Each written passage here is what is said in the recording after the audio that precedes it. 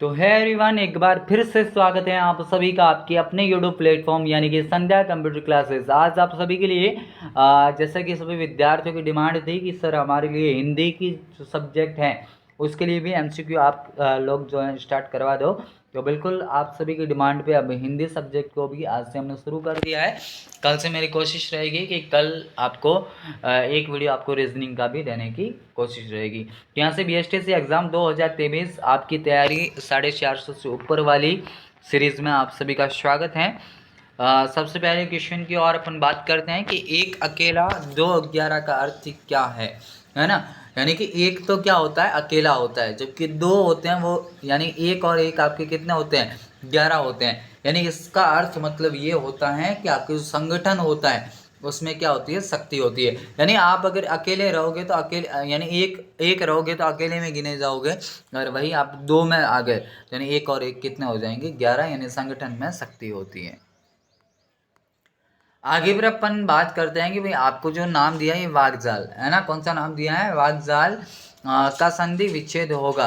तो इसका जो संधि विच्छेद होता है आप सभी को याद रखना है कि वाग के नीचे आपका ये क छोटा आएगा है ना, हलंत आएगा इसके नीचे, और आपका दन फिर जाल आता है। और इसमें जो आपकी संधि कौन सी है स्टूडेंट, तो याद रखना है व्यंजन संधि होती है ना। कौन सी होती है, व्यंजन। तो यहाँ से आप याद रखना है। नेक्स्ट बात करते हैं कि कसौटी पर कसना मुहावरे का सही अर्थ आपका कौन सा है। यानी कसौटी पर कसना मुहावरे का आपका जो सही अर्थ होता है वह आपका कौन सा होता है। तो आप सभी को याद रखना है यहाँ से कि आपका कसौटी पर कसना मुहावरे का अर्थ होता है परीक्षण करना। क्या होता है, परीक्षण करना। यानी कि ऑप्शन जो आपके सामने सी ऑप्शन दिया है बिल्कुल आपका करेक्ट हो जाते हैं, परीक्षण करना है ना। यहाँ से आगे फिर अपन बात करते हैं कि निम्न में से तत्पुरुष समास का उदाहरण है। तो देखो तत्पुरुष समास का उदाहरण कौन सा होगा। देखो प्रतिदिन में तो आपका अवयवी भाव होता है, यथाशक्ति में भी अवयवी भाव होता है, आमरण में भी आपका कौन सा होता है, अवयवी भाव होता है, आशातीत में आपका कौन सा होता है, आपके तत्पुरुष समास आपको देखने को मिलता है। यानी इसमें तो आपको ये सारे जो अवयवी शब्द देखने को मिलते हैं, या फिर अपन बोल सकते हैं उपसर्ग वगैरह आपको देखने को मिलते हैं, प्रति, यथा, आ, ये सारे है ना, इनके बारे में आपको पता रखना है। यहाँ से आशातीत आपका बिल्कुल करेक्ट हो जाता है। नेक्स्ट फिर अपन बात करते हैं कि द्वंद्व समास के भेदों के संदर्भ में असंगत को आपको चुनना है ना। कि इनमें से जो है द्वंद्व समास तो है लेकिन इनमें से किस में नहीं है ना, जिसमें आपको सही नहीं दिया होगा। तो द्वंद्व समास के भेदों के संदर्भ में असंगत आपको चुनना है। और आपको पहला दिया है गंगा यमुना, तो इसमें तो इतर इतर द्वंद्व है ना, तो बिल्कुल सही है। और एक हैर में भी आपका कौन सा है, इतरेतर है, लेकिन बाल बच्चा इसमें समाहार है ना। और कृष्णा अर्जुन में वैकल्पिक नहीं होता, वैकल्पिक में तो या आते हैं तब विकल्प होता है। यहाँ पे तो कृष्णा और अर्जुन है ना, कृष्णा और अर्जुन, तो ये वाला करेक्ट होगा। वैकल्पिक तो कब होता है, जब बीच में इनकी या आता है ना, तब होता है। यानी जैसे कि पाप पुण्य, पाप या पुण्य है ना, जन्म मरण, तो इसमें अगर ऐसा होता है तो या तो जन्म होगा या मरण होगा, तो इसको अपन वैकल्पिक बोलते हैं। आगे अपन बात करते हैं कि महेंद्र का संधि विच्छेद है। आपके सामने जो नाम दिया है कौन सा, महेंद्र। और जो महेंद्र आपके सामने जो नाम आया है इसका विद्यार्थी आपका जो संधि विच्छेद होता है वह क्या होता है भाई, आप सभी को भी बताना है।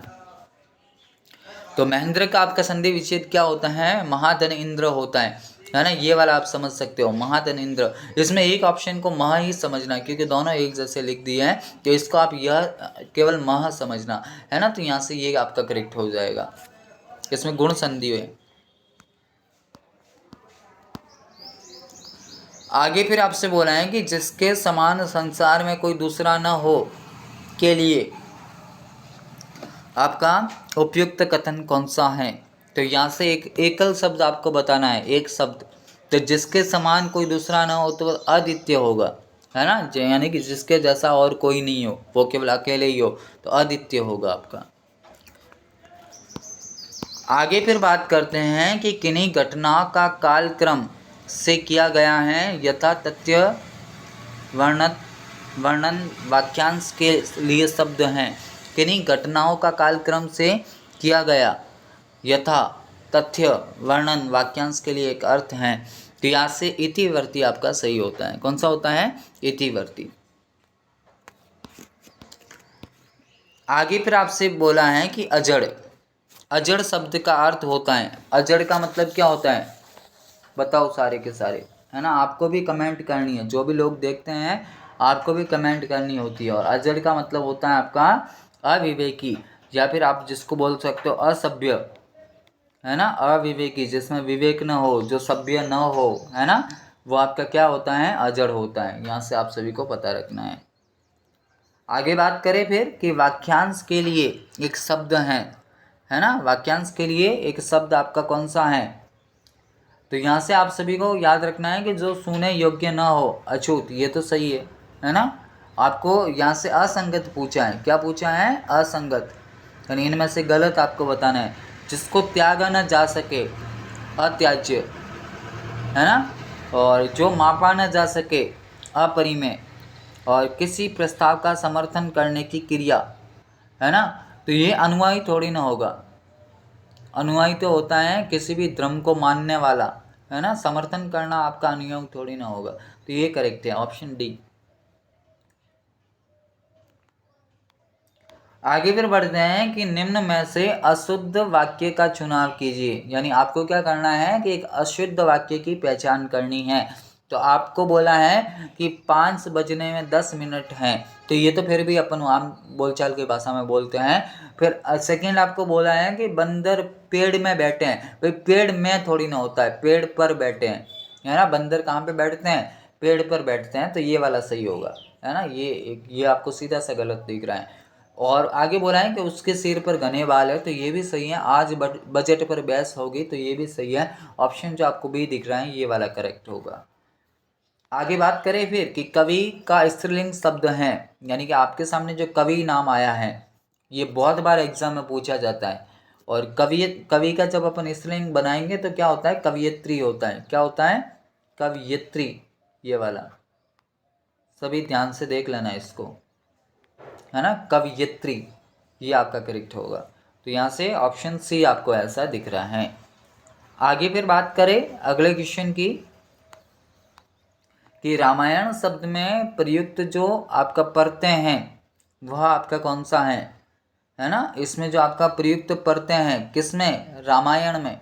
तो रामायण में आपका प्रयुक्त प्रत्यय क्या होगा? तो राम धन अयन होगा। क्या होगा? राम धन अयन।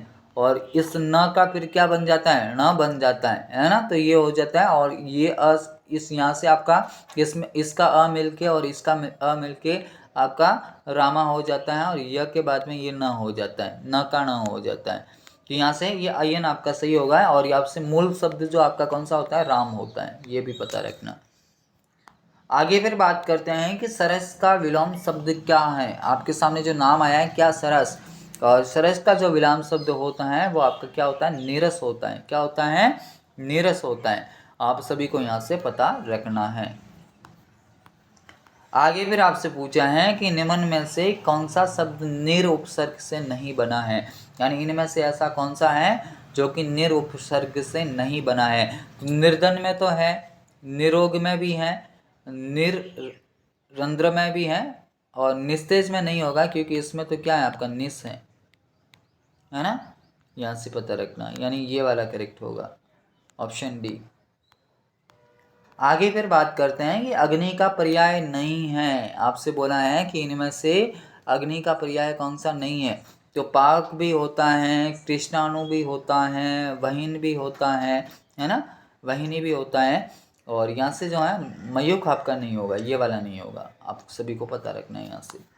आगे फिर बात करते हैं कि औश का मोती होना, मुहावरे का क्या अर्थ है? औश का मोती होना, है ना। तो औश का मोती होने से मतलब ये होता है कि शीघ्र ही नष्ट हो जाना। यानी कि आपकी जो औश आती है ना उसका मोती, तो वो जैसे ही क्या है, थोड़ी सी भी हवा या फिर थोड़ा सा भी किसी का पैर लगने से वो नष्ट हो जाता है। तो इसीलिए क्या है कि शीघ्र नष्ट हो जाता है, यानी वो ज़्यादा देर तक आपका टिकने वाला नहीं है।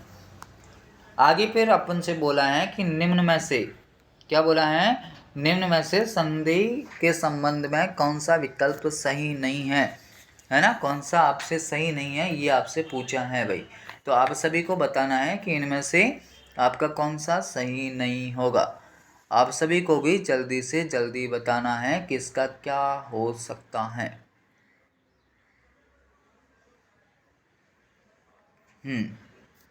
कौन सा सही नहीं है? आपसे बोला है कि निम्न में से संधि का, हाँ बिल्कुल क्वेश्चन आप समझ लिया, आप अपन ने देख लिया है। यहाँ पे आपसे बोला है रुद्र तन अयस्क और इसका रुद्राक्ष, ये तो सही है। फिर आपसे बोला है सशस्त्र धन आबादी, आपको बोला है तो ये वाला भी आपका सही है। फिर आपको बोला है कि नेक्स्ट आपसे बोला है कि दंडक धन आरण्य, तो ये भी सही है ना। लेकिन यहाँ से आप देखिएगा कि अभय धन अरण्य ये नहीं होगा, है ना, ये वाला आपका नहीं होगा। ये यहाँ से ये समझना, ऑप्शन डी। नेक्स्ट फिर बढ़े आगे कि निम्न में से कौन सी वर्तनी, निम्न में से कौन सी वर्तनी, जो आपसे क्या बोला है, निम्न में से कौन सी वर्तनी शुद्ध है, इनमें से ऐसी कौन सी वर्तनी है जो शुद्ध है। तो आपको जो दिख रहा है ना दृढ़वत, है ना, ये वाला आपका बिल्कुल शुद्ध होगा, है ना, ऑप्शन डी। आगे फिर बात करें कि निम्न में से कौन सा शब्द परि उपसर्ग से बना है ना। परि उपसर्ग से बना हुआ शब्द की आपको पहचान करनी है भाई। क्या परिधि होगा, क्या प्रदशिक्षणा होगा, या फिर परजीवी आपका होगा, या फिर परकाष्ठा होगा। आप सभी भी जो हैं जल्दी से जल्दी बताएं, और ये तो काफ़ी इजी सा है, आप सभी को आराम से आना चाहिए, है ना। तो ये परिधि यहाँ से आपका बिल्कुल करेक्ट हो जाता है। तो भाई ये था आपके हिंदी के टॉप मोस्ट क्वेश्चन 20। आप सभी को जो है अगर सेशन अच्छा लगा है तो सेशन को लाइक जरूर करें, अगर चैनल पसंद आए तो चैनल को सब्सक्राइब जरूर करें। स्टूडेंट कल मेरी कोशिश ये रहेगी कि एक क्लास आपको रीजनिंग की दूंगा और एक क्लास जो है आपको जीके की दे दूंगा। तो ये दोनों क्लास जो हैं आपको कल देखने को मिल जाएगी। और बाकी जो है आप चिंता ना करें, आपको सारे के सारे सब्जेक्ट जो हैं, इंग्लिश भी अभी करवानी है। अभी क्या अकेला हूँ तो ज़्यादा टाइम नहीं मिल पाता है, अदरवाइज़ तो सारे के सारे जो हैं एक ही दिन में आपके सामने वीडियो डाल दिए जाएंगे। बट जो है कोशिश करेंगे, धीरे धीरे सब करेंगे, है ना। आपका जो है एग्ज़ाम तक आपका सिलेबस अपनी ओर से पूरा करवा देंगे। तो भाई अभी के लिए इतना ही, मिलेंगे कल एक अगले सेशन के साथ। तब तक के लिए जय हिंद, वंदे मातरम, जय भारत।